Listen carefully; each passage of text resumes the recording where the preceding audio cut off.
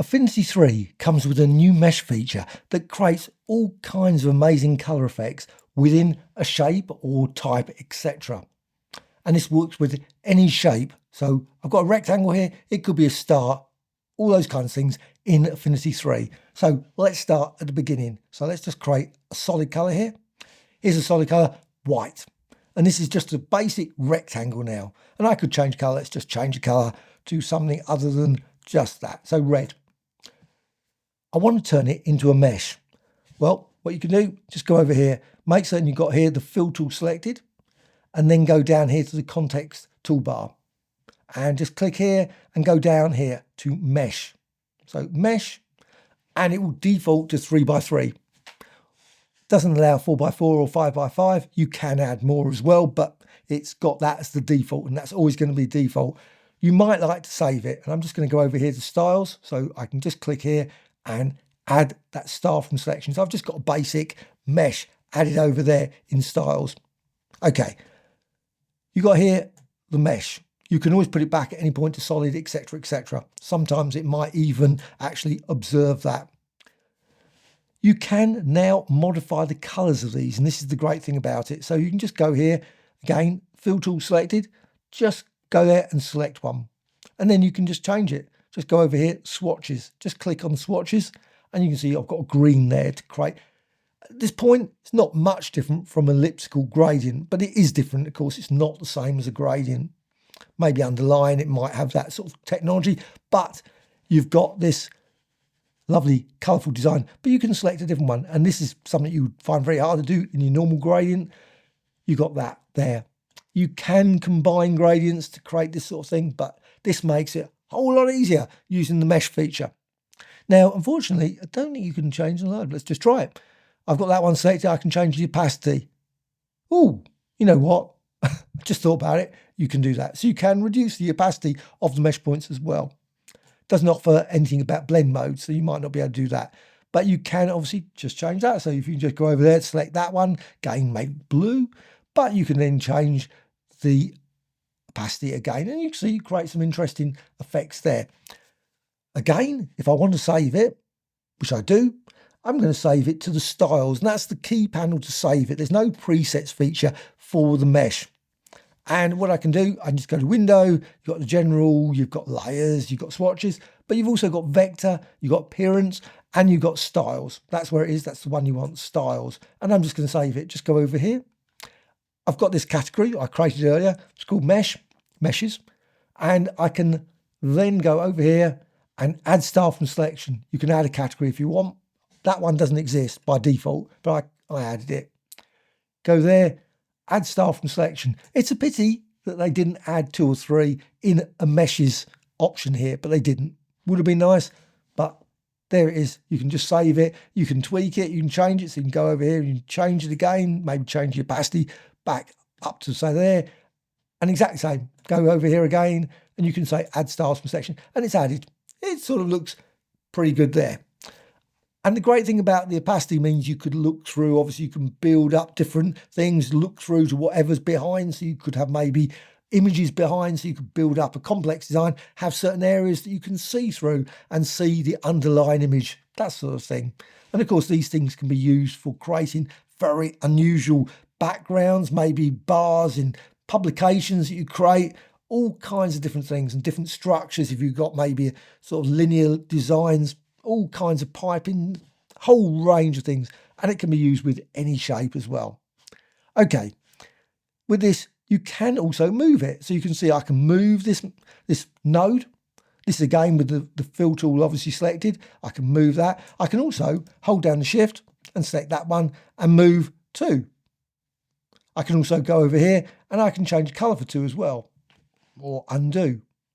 But I can also drag over these and I can then change the colour for that one. So you can see now you can build up these lovely curved designs, whole range of different colourful designs, maybe use it for frames as a possible, I guess, whole loads of options.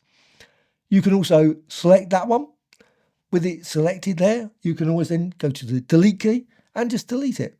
And then that line and that line is gone. Anything on it is gone. So you've only now got this singular design, singular node here. You've also got it around the edge. And the thing about that is really good is anytime you want to go along the edge, you can see you've got this. If I hover here, I can actually double click. And I can double click anywhere else. I'm going to do that, but you can double click here and you get a single line across there, just straight down. So I double click again. It doesn't add other things. So you can just basically create a whole load of different lines and then you can change colour. So maybe blue there, select that one there, green, maybe select that one and then go for, yeah, you can see you can build up these sort of linear designs, a whole range of different stuff. And of course, any point you can just go centre here, double click, and it will create a cross as well as vertical. And now you can then go and change that colour, maybe create a purple. It sort of slightly distorts it.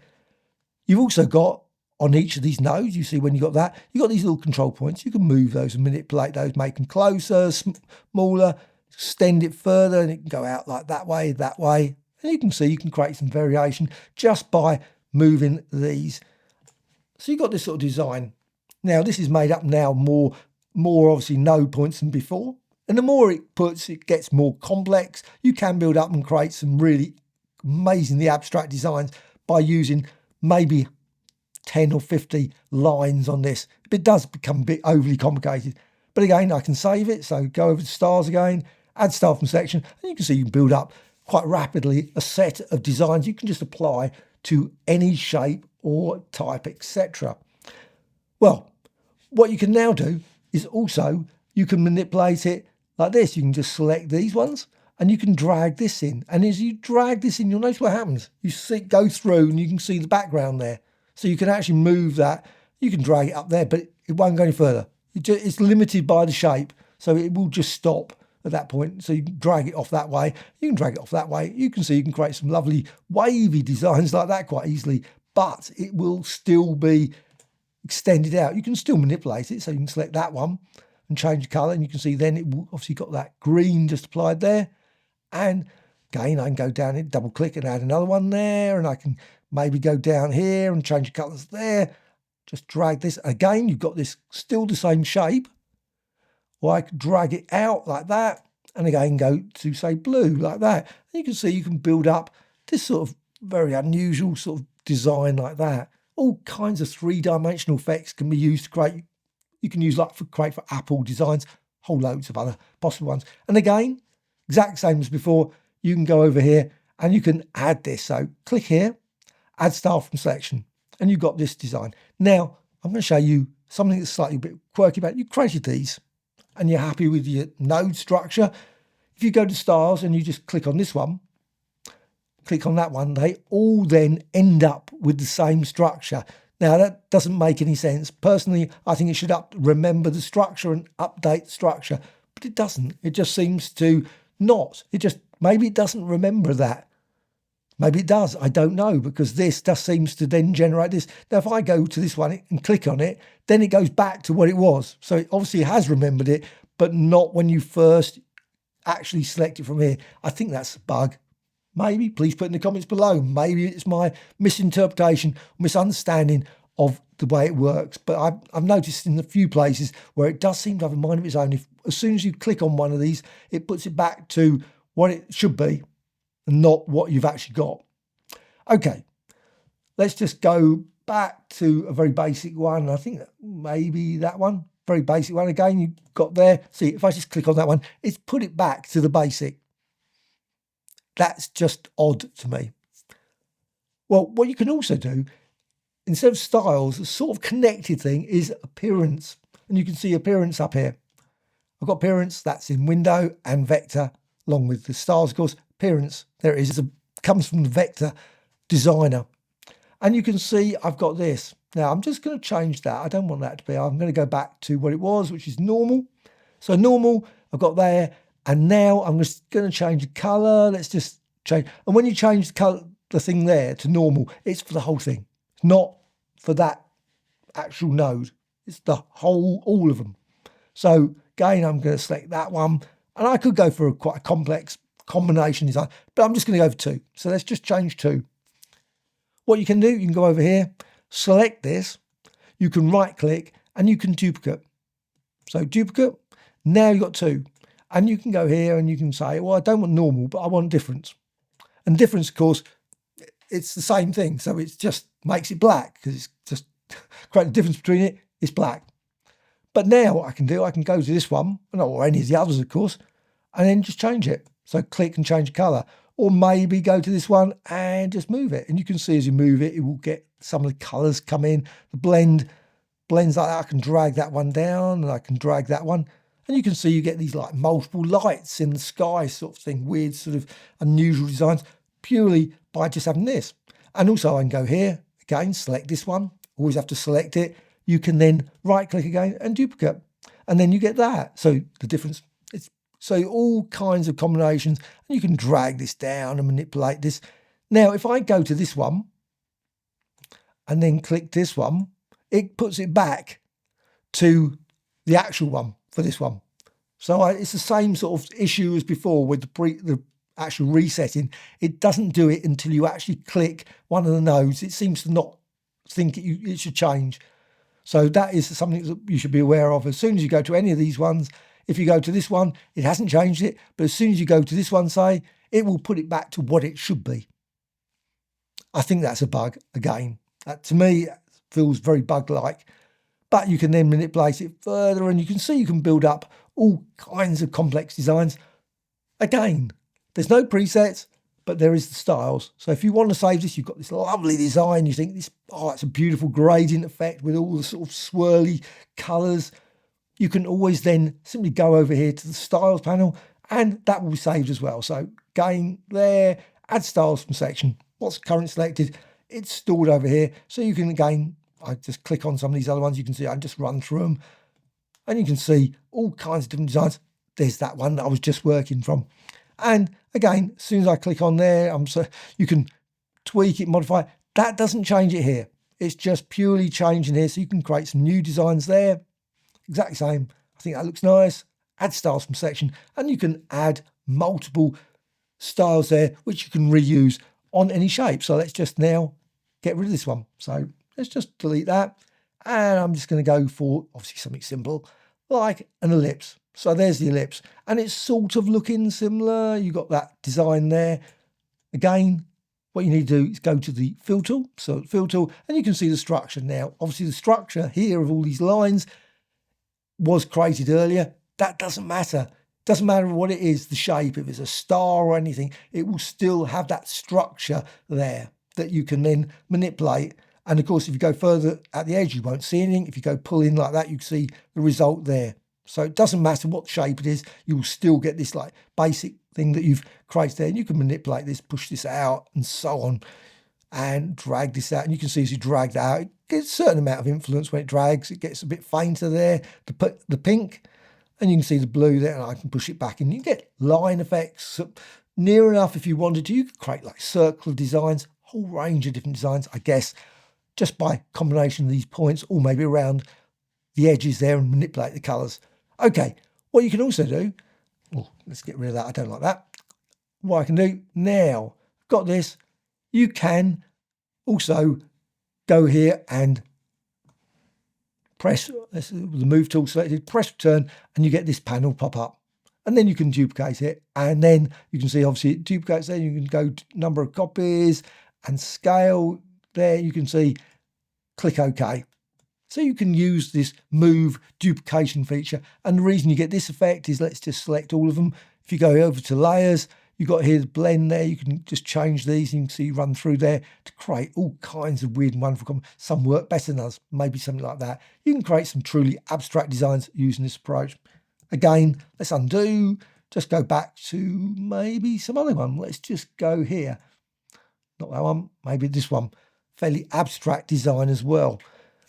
This one, if you go to appearance, you can see it's made up of some pin light here, difference, and again, go to the fill tool, and you can then go to any of these nodes, and if you want to add some more, double click like that, add that one, and then just drag that round, change the color again with the swatches. That's the easiest way. Just change the color swatch there. You can see go for blues, purples, and you get different results from that. And again, you can select multiple ones, change multiple colors at the same time as well.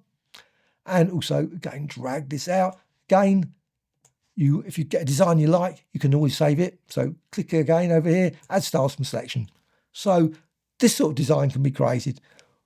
But once you've got your design, of course, you can then, if you want, you can just rasterize it or maybe apply effects on top of it. So you've got this, you can go over here, let's just select the move tool, got this design, you can go to pixel, you could use filters, and that will turn it into a raster pixel layer, and you can manipulate and maybe add light in there, or maybe go for distort, deform, etc. So deform, just quickly use that. Again, it's convert it using this assistant, add some pins, and then you can manipulate the color and design and use it as a great source for all kinds of abstract backgrounds, which of course you can duplicate, combine in many different ways, something like that, to create some very abstract, like glass effect. I think that sort of looks like. Apply, and of course you can go to pixel and you can repeat the deform and so on. So that's another one. Also, let's just undo. You can also go here to pixel, you can add adjustment layers on top of the mesh to manipulate the colors overall. You can also go here to new live filter layer and then go down here to distort and say twirl. So let's go to twirl, and it's a live effect. So these nodes and all the colors, everything of the mesh are still live, so you can change them. And you can change the angle there. You can see as I change that radius, you can see you get this lovely colorful effect here. Change blend mode, all those sort of things, go darken, etc. Well, let's just go for lighten. I'm going to go with lighten and close.